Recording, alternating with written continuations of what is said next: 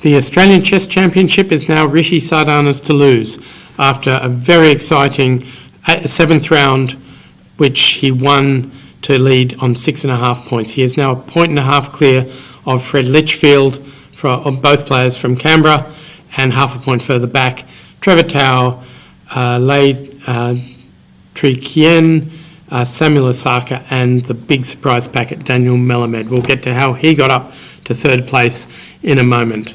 Sardana played an excellent game against Osaka, again a complicated position, not necessarily even better for him, but he outplayed his opponent, controlled the tactics better, and won convincingly. He may get his first International Master opponent in the next round. It's been amazing how the International Masters have avoided getting to board one, but Rishi Sardana, who is one himself, has only 4 rounds left, 1.5 points lead, and there are only 3 International Masters he could play in these next few rounds.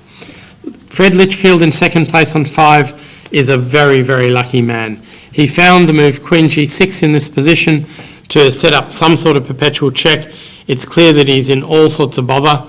Rook check, king up, check again. Well, actually, instead of king up, probably rook b1 was better.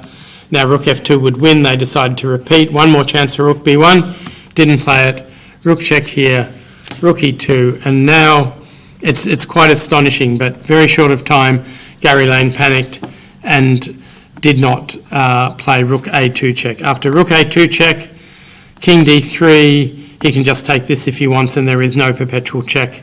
Because if queen takes pawn check, we just play queen h7 check, and it'll be an easy win. Or if the king drops back, which I think is what both players expected, then you have the spectacular queen c1, king takes, and rook here with a back rank mate.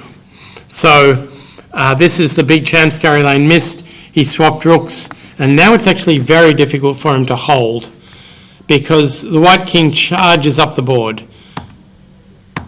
And already this is probably fatal. The king can help, and now all white needed to do was swap some queens off to get a rook ending, and with connected passed pawns, that was all he needed to do. Gary Lane resigned.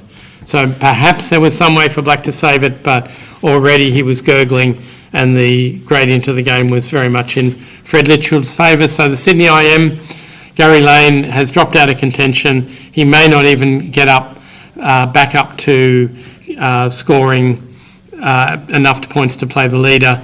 He's sitting on 4 after 7 rounds. It could have been his 4th win in a row, but it was not to be. Then, further down, another big upset, and this was 19-year-old Daniel Melamed from Sydney beating Melbourne woman grandmaster Julia Rianova, the 4th seed.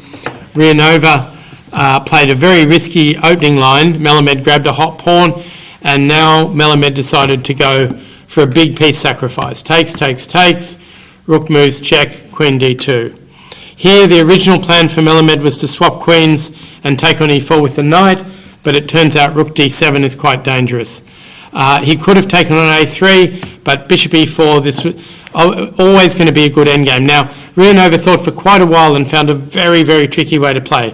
Rook b2, forcing c6, and then knight takes, pawn takes, bishop e5. Very clever, because that dark squared bishop is gold, but unfortunately after king up, rook check, knight here, the best you can do is take, and maybe bishop c4 was better, I don't know, but this endgame, the exchange down for black, but lots and lots of pawns, and those pawns eventually just started rolling down the board. Who cares about a passed a pawn? Bishop d1, probably the best try, but the pawns just keep on coming. Rook takes was a decent try to blockade the pawns were it not for the trick knight check, pawn up, king back, pawn up takes, and now taking with the rook. And if rook takes, rook f1, so black was able to win a few moves later.